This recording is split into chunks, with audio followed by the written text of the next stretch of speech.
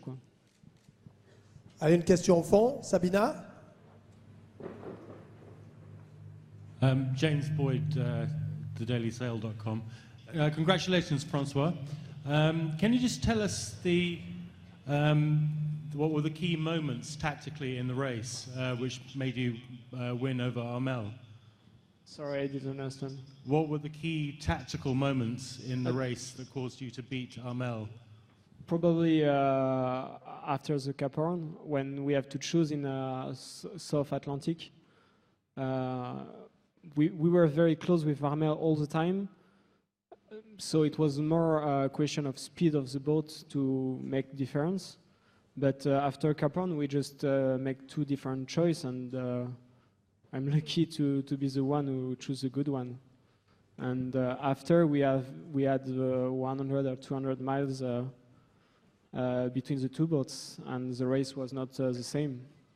So for sure, with Armel, everything happened at this timing. Allez, là-bas, Pierre-François, de l'autre côté. Gilbert Tréant du Télégramme. Voilà.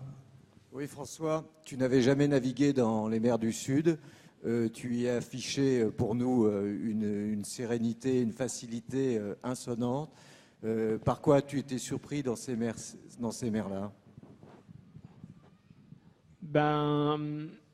J'ai pas été trop surpris, et c'est ça qui fait peut-être que j'ai réussi à gérer la chose, et c'est tout l'intérêt de la préparation de l'entraînement, c'est tout l'intérêt d'avoir travaillé avec Mer Agitée, d'avoir bossé avec Michel. Enfin voilà, j'y allais en effet dans l'inconnu, mais en m'étant sacrément bien renseigné. Enfin, en tout cas, j'avais essayé de tout faire pour bien me renseigner. Et c'est peut-être pour ça, quelque part, que j'ai pas été trop surpris, et du coup, j'ai réussi à faire face. Mais certainement, s'il y a peut-être quelque chose qui m'a surpris, c'est ce que je disais tout à l'heure, c'est l'enchaînement, c'est la répétition, quoi. Je me disais bien que je pensais qu'on aurait peut-être une ou deux dorsales tranquille, et puis en fait, quand tu as les dorsales, il y a 20 nœuds de vent, et puis tu as la Banque Populaire qui est à 5000, donc tu envoies les spies, les grandes génacs et tout le machin, tu manœuvres toutes les 5 minutes. Enfin, grosso modo, il n'y a pas de temps de répit. J'avais dit ça une fois, c'est l'impression les mers du Sud, enfin même le Vendée Globe, c'est assez simple en fait. Hein, tu pars, tu prends des gros coups de vent. Pendant les coups de vent, tu casses des choses. Honnêtement, tu peux rien faire dans les coups. Enfin, quand ça va super vite et tout, de toute façon, faut pas chercher à bricoler, faut pas chercher à. Enfin, le bateau bouge tellement, c'est tellement inconfortable que grosso modo, tu peux t'allonger, regarder les chiffres défiler et vérifier que tout va bien ou pas. Ça passe. Tu notes ce qui a cassé, ce qui marche pas très bien, et puis dès que le vent remollit, tu essayes de réparer ce qui a cassé pour affronter le coup de vent qui arrive le lendemain, quoi. Et c'est comme ça à peu près tout le temps. Et du coup, ce que je dis, enfin, j'ai souvent dit ça, et à chaque fois on me disait mais non, c'est de l'intox, etc. Les moments où il y a des fois vachement de vent, où ça va super vite, des fois c'est presque les moments où on peut se reposer, parce que dès que le vent mollit, on a plein de choses à faire. Donc à la limite, quand il y a cartouche, grosso modo, vu que tu peux rien faire sur le bateau, c'est le seul moment où faut s'asseoir et attendre que ça passe, quoi. Allez, une question ici. Oui, Oprah Winfrey. Je voudrais savoir quel produit autre que l'adrénaline tu as utilisé pendant cette course. Quelle substance, c'est ça? L'adrénaline, c'est sûr j'en ai pris un petit paquet. Un peu plus que de raison. Quoi d'autre? Je sais pas, certainement. Alors, je sais pas comment l'expliquer. Je pense que le mot passion est quelque part trop faible, mais la fascination que j'ai pour cette course depuis tout le temps, je pense, fait que ça me faisait avancer plus vite, quoi. Ça me faisait faire les choses et avancer. Allez, question, vas-y. Bonjour, Thierry Bilmot, Journal Le Soir, Belgique. D'abord, merci pour les émotions transmises pendant 78 jours, comme on dit chez nous. Une question. tu sembles laisser planer le doute sur le fait de revenir ou pas ici. C'est parce que tu sens que tu dois digérer cette victoire et tu te donnes ce temps-là avant de prendre ta décision, ou tu as déjà dans un coin de ta tête décidé peut-être qu'effectivement une deuxième fois c'est peut-être pas jouable parce que tu veux profiter de celle-ci à fond et ne pas te mettre en danger par rapport à tout ce que tu as établi comme record, par exemple ici dans cette édition-ci. Alors ça résonne, j'ai vraiment du mal à vous entendre. Je dois être peut-être un peu sourd sur cette course. Si je repars, c'est ça? Est-ce que j'ai envie de repartir sur un Vendée, quoi, grosso modo? Je sais pas. Il me faudra un peu de temps. Ouais. Faut que je respire un peu, que je prenne 3 secondes, que je fasse 2-3 nuits. Il y a 4 ans, à la même conférence de presse avec Mich, n'importe qui serait venu me voir en me disant il y a un truc pour partir sur un Vendée Globe, j'y allais. Mais dans n'importe quelle condition. Si c'était en optimiste, je serais allé faire le Vendée Globe en optimiste et j'aurais certainement trouvé ça très bien. Et vraiment, et là par contre, je repartirais pas n'importe comment et surtout, je pense qu'il faut cette envie, cette force pour le faire, qui est très très forte. Si tu l'as pas, mais c'est même pas, c'est un calvaire le Vendée Globe. Enfin, c'est une punition. Je pense que si t'as pas une envie vraiment profonde, au plus profond de toi, de faire cette course, faut surtout pas y aller, quoi. Enfin, et moi, en tout cas, je sais que j'irai jamais si au fond de mes tripes, j'ai pas cette envie de le refaire. Aujourd'hui, là, tout de suite, maintenant, je l'ai pas. Mais peut-être que dans 2 jours, je l'aurai, peut-être que dans 1 semaine.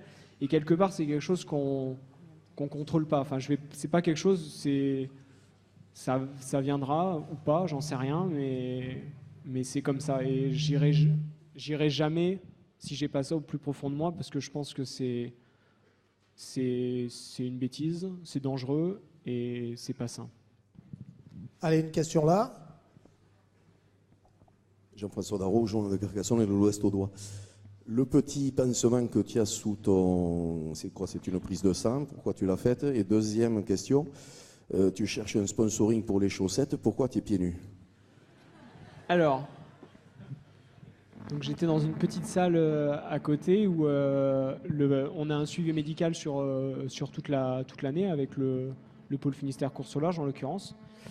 Et donc on a fait une prise de sang au départ et là je faisais une prise de sang à la fin pour voir les choses qu'on a pu perdre, enfin voilà, faire un suivi santé. Et c'est vrai que autant faire la prise de sang tout de suite parce que ce soir il paraît que c'est la fête, donc on va manger, on va boire, on va truc, et puis si on fait dans 1 semaine, ça sera peut-être complètement chamboulé. Donc voilà, on s'était donné comme objectif de le faire tout de suite. Voilà. Et puis par la même occasion, on a fait aussi une pesée, donc je me suis mis en caleçon pour me peser et j'ai pas trop envie de remettre mes bottes dans lesquelles je suis depuis quelques jours. Voilà. Et t'as maigri ou pas? Pas du tout. Je crois que j'ai pris quelques grammes. Pas grand chose, mais je pense que mine de rien. Alors j'avais assez à manger. J'étais parti. C'est vraiment un truc. C'est pas l'hantise de manquer à manger, mais si peut-être un petit peu. Enfin, je crois que je voulais vraiment pas me rationner sur cette course. Donc on est parti avec 87 jours plus 7 jours. Entre guillemets pas drôle, léger, mais qui, si jamais tu navigues 95 jours, tu as de quoi manger. Et donc, grosso modo, j'ai vraiment pas manqué. Et c'est très bien, je pense, parce que, mine de rien, on brûle les calories sur nos bateaux. La course a été dure jusqu'au bout. Les dernières semaines, il a fallu cravacher.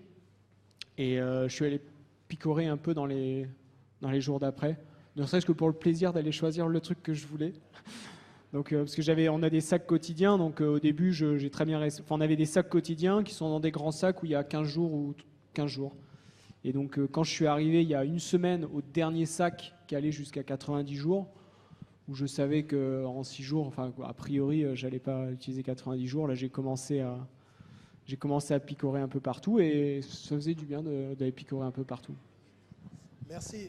Attends. Encore une question, après je reviens. Et attends, avant que tu poses la question, ceux qui doivent embarquer pour aller arriver de Armel-le-Cléage, embarquement dans 3 minutes. Vas-y. Raphaël Bodami, Ouest France, bonsoir François. Tout à l'heure au podium, tu as eu une émotion très forte quand tu as évoqué ton bateau. Est-ce que tu peux nous parler de la relation qui t'unit désormais avec cette machine? C'est une super relation. Je suis très très fier du bateau massif. Et ça, je le dis au nom de toute l'équipe qui a travaillé pour construire ce bateau. C'est un super bateau. Je tiens à remarquer aussi que le deuxième, a priori, hein, si tout se passe bien dans quelques minutes, le deuxième, c'est quasiment le sister ship. C'est, à ma connaissance, les deux derniers bateaux sur lesquels Hubert Desjoyaux a travaillé. Je crois qu'il a fait du bon boulot. Et je suis fier d'avoir pu naviguer sur ce bateau et d'avoir appris énormément dessus. Je pense qu'au départ de cette course, c'est pas qu'il m'était étranger, parce que ça fait depuis 2 ans ou 1 an et demi que j'ai vu la construction, j'ai suivi tout ça. Mais il y avait beaucoup de personnes qui travaillaient avec moi pour ça, et j'étais plus quelque part spectateur de tout ça. Alors forcément, je mettais mon input et je mettais toutes les envies, les besoins dont j'avais pour bien naviguer, mais grosso modo, j'étais très spectateur de tout ça. Et pendant cette course, je pense que je me le suis approprié, ce bateau. Parce que j'étais dedans, quoi. J'ai navigué avec, je l'ai écouté, je l'ai senti, et c'est vraiment très très chouette de vivre ça. Et je trouve qu'on a des super machines. Alors, je suis ingénieur de formation, j'adore la technique, et je pense qu'une partie du plaisir du Vendée Globe, c'est de pouvoir construire ces magnifiques bateaux, pouvoir développer ces magnifiques bateaux et pouvoir vivre avec ces magnifiques bateaux. Allez, question là-bas, Sabina, et puis après on ira de l'autre côté. Vas-y. It's a question from Richard Simmons at CNN. 2 questions. The canal this afternoon was an extraordinary experience to watch, but unimaginable to how you must have felt. How did you feel? And the second question, your family have been so generous with their time, particularly your sister Alice. How often did you speak to Alice and your family on the race? I will start with the second one because I didn't understand anything of the first one. The second one, I didn't talk so much with my family.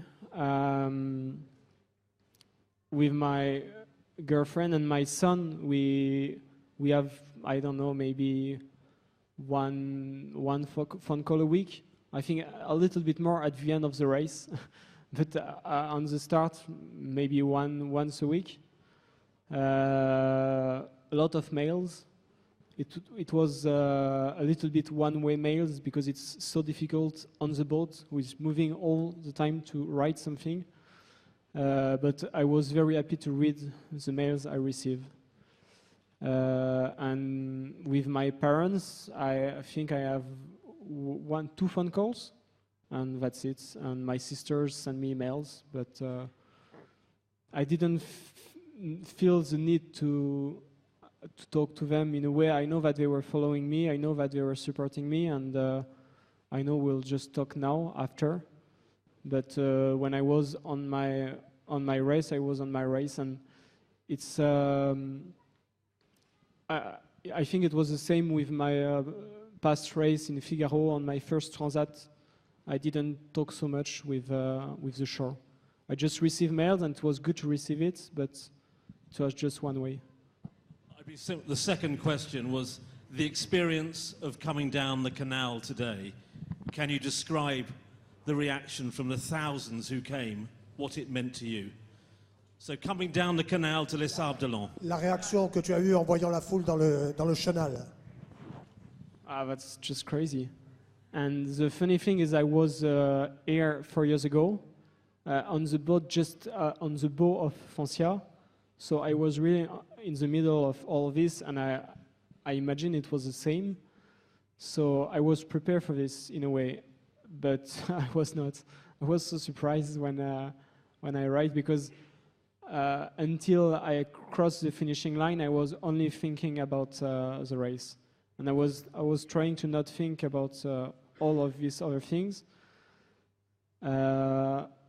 and yeah, there's so many people, and you just realize how much people you affect when you're doing a race like this, and it's crazy, but it's very good, and I'm very proud and very happy that a lot of people just share emotions the same as I did during the race. Pardon de te mettre à contribution, est-ce que tu peux faire la même chose mais en français cette fois-ci pour les télés françaises? Sur l'émotion du chenal. Sur l'émotion du chenal, c'est extraordinaire. Et c'est extraordinaire, et j'avais beau l'avoir vécu il y a 4 ans en tant que spectateur, mais quand même vachement proche du bateau, du milieu. J'étais à l'étrave de Foncia. Là, j'ai été surpris. Je ne m'attendais pas à ça. Alors, dans ma tête, je pense que j'étais dans la course. Je pensais peut-être pas trop au chenal ces derniers jours. Mais voilà, c'est hallucinant, quoi. C'est juste extraordinaire. Et on a de la chance. Ça veut dire que le Vendée Globe va bien. Ça veut dire qu'il y a du monde qui s'intéresse à ça.